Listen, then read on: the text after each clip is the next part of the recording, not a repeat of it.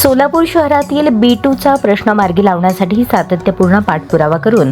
हा महत्त्वाचा प्रश्न मार्गी लावल्याबद्दल सोलापूर शहर मध्य विधानसभा मतदारसंघाचे आमदार देवेंद्र कोठे यांचा builders association of India Solapur centre यांच्या वतीने यथोचित सत्कार करण्यात आला। यावेळी आमदार देवेंद्र कोठे यांनी श्री स्वामी समर्थ महाराजांची प्रतिमा, शाल, श्रीफळ देऊन builders association of India Solapur सेंटरतर्फे